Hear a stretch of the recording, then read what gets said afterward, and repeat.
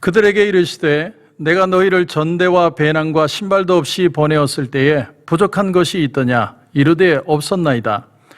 이르시되 이제는 전대 있는 자는 가질 것이요 배낭도 그리하고 검 없는 자는 겉옷을 팔아 살지어다. 내가 너희에게 말하노니 기록된 바 그는 불법자의 동료로 여김을 받았다 한 말이 내게 이루어져야 하리니 내게 관한 일이 이루어져 감이니라. 그들이 여짜오되 주여 보소서 여기 검 둘이 있나이다. 대답하시되 족하다 하시니라. 아멘. 부모는 자식을 볼 때 아무리 장성을 해도 늘 자식으로 보입니다. 어리게 보이는 거죠. 그래서 물가에 애를 세워놓은 것처럼 늘 그렇게 불안한 마음을 가집니다. 그래서 어떨 때는 어쩔 수 없이 잔소리를 하게 되죠. 그러나 아이가 자라고 장성하여 어른이 되면 어른으로서의 삶을 살게 하기 위해서 어떤 때는 믿고 맡겨야 할 때가 있습니다. 왜냐하면 그렇게 해야만 사람은 어른이 될 수 있기 때문이죠. 오늘 말씀은 예수님이 십자가에 달리시기 직전에 제자들에게 여러 가지 당부를 하는 말씀 중에 한 말씀입니다. 그런데 오늘 이 말씀 중에 예수님이 무슨 얘기를 하냐면 이제 어려움이 올 텐데 그 어려움 속에서 너희들 스스로가 자신의 몸과 자신의 신앙을 지켜야 된다. 그것을 얘기합니다. 예수님이 제자들을 전도 파송하실 때가 있었죠. 그때 예수님이 뭐라고 그러시냐면 그때 너희들은 돈도 가지지 말고 전대도 가지지 말고 신발도 가지지 말고 그저 가서 말씀을 전하라고 얘기했습니다. 그런데도 가는 곳마다 역사가 일어나고 기적이 일어나고 귀신이 쫓겨나고 예수 믿는 역사들이 일어났습니다. 그런데 오늘 말씀을 보면 예수님이 이제는 전대도 가지고 배낭도 가지고 신발도 챙기고 너희들이 살 준비를 해야 된다. 이렇게 표현을 하는 겁니다. 오늘 이 말씀이 주는 도전, 이 말씀의 의미는 과연 뭘까요? 군인들은 비상식량이라는 걸 항상 챙깁니다. 어떤 상황이 올지 모르기 때문에 항상 비상식량, 전투식량이라는 게 있죠. 저도 군에서 전투식량이라는 걸 준비하고 먹어본 적이 있는데 항상 그 전투를 위해서 혼자 떨어질 각오를 하고 며칠을 먹을 수 있는 어떤 견딜 수 있는 그런 음식을 준비합니다. 그런데 예수님도 제자들에게 그런 것과 같은 삶의 상황이 올 수 있으니까 준비하라. 이렇게 표현을 합니다. 제자들이 뿔뿔이 흩어져서 이제 자신이 자신의 삶을 챙기고 자신의 신앙을 챙겨야 하는 순간이 오기 때문에 지금 너희들은 정신을 차리고 자신들의 삶을 준비하라. 이렇게 표현을 하시는 겁니다. 그렇다면 이제 예수님 가고 나면 영영 평생을 그렇게 살아야 하는 것이냐, 아니면 예수님이 십자가에 달리시는 그 순간 며칠 동안만 그렇게 해야 되는 것이냐. 우리가 길게 내다본다면 예수님이 없는 이 시대에, 복음의 시대에 우리는 항상 준비하는 마음을 가지고 살아야 할 것입니다. 그런데 당장 지금 제자들은 예수님이 떠나가십니다. 십자가에 달려 죽으십니다. 가장 긴박하고 위험한 순간이 다가오고 있습니다. 그 순간에 제자들은 자기들 스스로 자기의 삶을 준비하고 자기의 신앙을 챙겨야 되는 시간이 왔다는 것이죠. 이런 상황을 보면 마태복음 10장 16절 말씀이 생각이 납니다. 거기에 보면 보라 내가 너희를 보냄이 양을 이리 가운데로 보냄과 같도다. 그러므로 너희는 뱀같이 지혜롭고 비둘기같이 순결하라. 주님께서 제자들을 불렀어요. 그리고는 세 가지 동물을 얘기합니다. 양과 뱀과 비둘기. 먼저 양과 같이. 양은 어떤 동물입니까? 양은 순진해요. 양은 목자의 목소리만 듣고 따라갑니다. 목자의 목소리가 아니면 절대로 따라가지 않습니다. 뭘 말할까요? 끝까지 하나님 말씀 앞에 그 순수함을 변질시키지 말라는 거예요. 우린 세상이 아무리 힘들고 어려워도 하나님의 말씀만 듣고 따라가야 된다는 거예요. 이 말씀 앞에 변질되지 말라는 겁니다. 그런가 하면 뱀과 같이라고 표현합니다. 뱀과 같이 지혜로워라. 여러분, 뱀을 보면 뱀은 참 불쌍한 짐승입니다. 무슨 손이 있습니까? 발이 있습니까?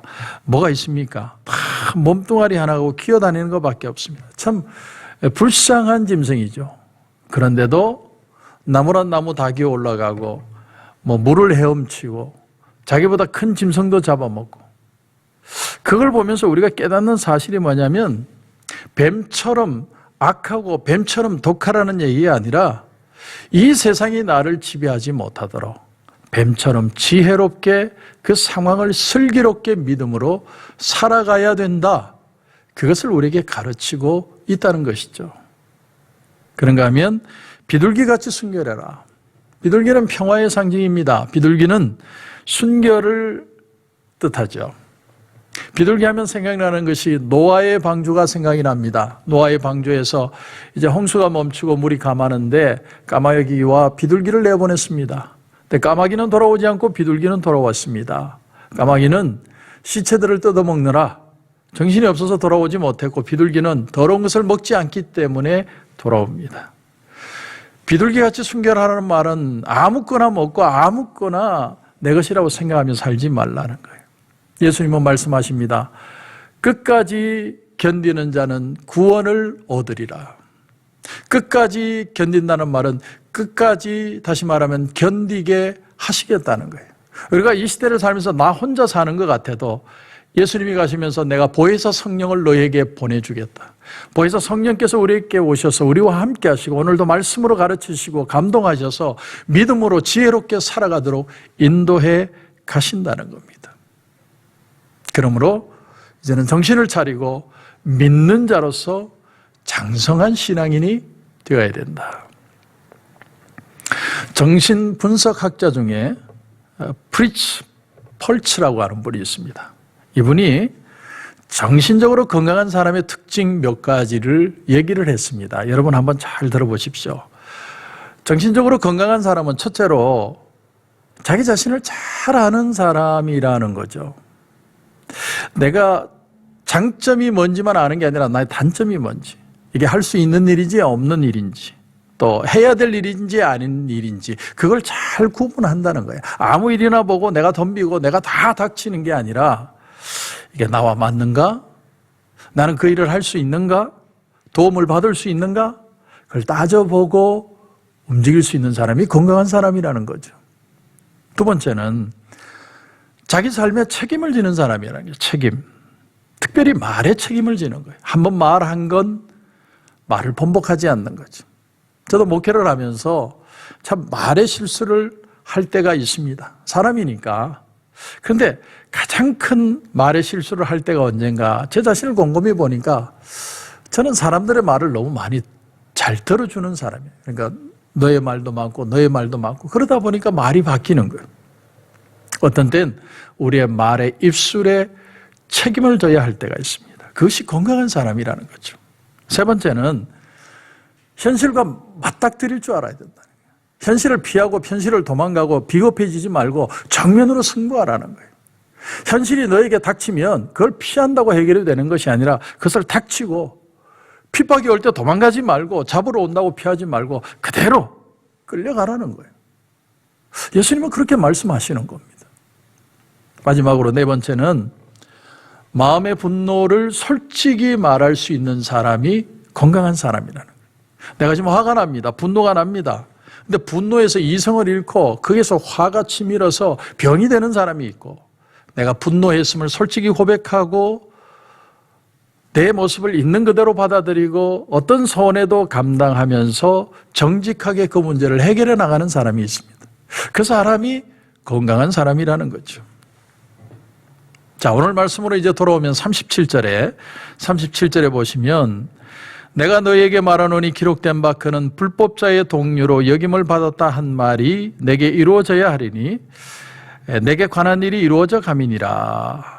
자, 이 무슨 말이냐면 제자들이 이제 모두 불법의 대상으로 이제 체포될 대상이 됐다는 거예요. 그래서 이제는 너희들이 너희 스스로 자신을 지켜야 될 때가 됐다는 거예요. 그때 제자들이 주님께 얘기합니다. 여기 검이 2개 있습니다. 그때 예수님이 얘기합니다. 그걸로 족하다. 그 말은 그걸로 너희들 자신을 지켜낼 수 있다는 거예요. 싸워서 이기라는 게 아니라 자신을 지킬 수 있겠다라는 거예요. 사랑하는 성도 여러분, 우리는 모든 걸 우리가 알아서 해야 되는 시대에 살고 있습니다. 특별히 이 언택트 시대에는 자기가 자기 신앙을 지켜야 됩니다. 사단은 혼자 떨어져 있을 때 우리를 공경합니다. 더 어린아이 같은 마음이 될 수 있고, 더 마음이 흔들릴 수 있고, 더 우리의 신앙이 요동을 칠 수 있습니다. 이럴 때 우리는 정신을 차리고 장성한 어른의 신앙으로 자라가야 됩니다. 그러면 어떻게 해야 되느냐? 어떻게 해야 우리는 어른의 신앙으로 자라갈 수 있느냐? 여러분에게 도전하고 싶은 말씀은 기도의 삶을 포기하지 말라는 겁니다. 하나님 앞에 지혜를 구하십시오. 그리고 나를 알게 해달라고 기도하십시오. 그런가 하면 현실에 담대하게 직면하게 해달라고 기도하십시오. 무릎을 꿇고 현실을 포기하고 도망가지 말고 하나님 믿음으로 이겨내고 내 자신을 지켜주시고 믿음으로 끝까지 승리할 수 있도록 하나님 인도하여 주옵소서. 무릎을 사는 그리스도인이라는 책을 보면 이런 말을 합니다. 언제나 실패의 원인은 기도 없음에 있다. 그렇습니다. 모든 실패는요, 사회의 문제도, 경제의 문제도, 정치의 문제도, 우리의 가정의 문제도, 부모의 문제도, 조상의 문제도 아닙니다. 사실은 내가 기도하지 않기 때문이에요. 야고보서 4장 2절 이하에 보면 너희가 얻지 못하면 구하지 아니하기 때문이요, 구하여도 받지 못하면 정욕으로 쓰려고 잘못 구합니다. 여러분, 구하는데 하나님이 주시지 않겠느냐는 거예요. 우리가 정욕으로 쓰려고, 내 마음으로 쓰려고, 내 욕심으로 쓰려고 하지 않고 하나님 앞에 믿음을 지키기 위해서 오늘도 담대히 기도하며 나갈 때 하나님은 우리를 버리지 않으시고 우리가 믿음의 장성한 분량이 될 수 있도록 인도해 가는 것입니다. 그러므로 지금 이 코로나 팬데믹 상황이 오히려 우리 신앙이 위축되고 적어지는 시기가 아니라 우리 신앙이 자랄 수 있는 시간이라는 거예요. 이제 내 믿음을 내가 지키고 내가 기도하고 다시 한번 하나님 앞에 담대하게 서서 하나님 나를 보게 하시고 하나님 앞에 더 믿음의 사람이 되게 하시고 어떤 어려움도 피하지 않고 한번 부딪혀서 믿음으로 승리할 수 있는 역사를 보게 하여 주시옵소서. 주님은 십자가를 지시기 전 제자들에게 이것을 당부하면서 오늘 동일하게 저와 여러분에게도 당부하고 있습니다. 지금은 깰 때다. 지금은 준비할 때다. 일어나서 너의 삶을 준비하라. 기도로 준비하고 기도로 하나님 앞에 매달려서 기도로 승리하시는 저와 여러분이 되시길 주님의 이름으로 축원합니다. 기도드리겠습니다. 하나님 은혜를 감사합니다. 주님은 오늘 제자들에게 이제 십자가를 지시기 전 마지막 당부를 하고 계십니다. 이전에는 아무 생각도 없이 그냥 성령이 이끄는 대로 아무 생각 없이 사는 것처럼 보였을지 모르지만 이제는 정신을 차리고 너의 살아야 할 삶의 신앙의 모습의 모든 부분에 이제는 다시 어린이가 아니라 어른으로 장성한 분량이 되어야 된다고 주님이 가르치십니다. 주님, 우리가 이 언택트 시대에 또 이 코로나 팬데믹 상황에 우리의 마음이 위축되고 이 상황을 피해 도망가는 사람이 아니라 주님, 그러므로 내가 이제 하나님 앞에 섭니다. 믿음의 사람이 되게 하시고 이 시간에 오히려 장성한 신앙이 되게 하여 주옵소서. 그렇게 승리하는 우리 모든 성도들 되게 하여 주시옵소서.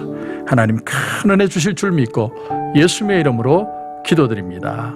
아멘.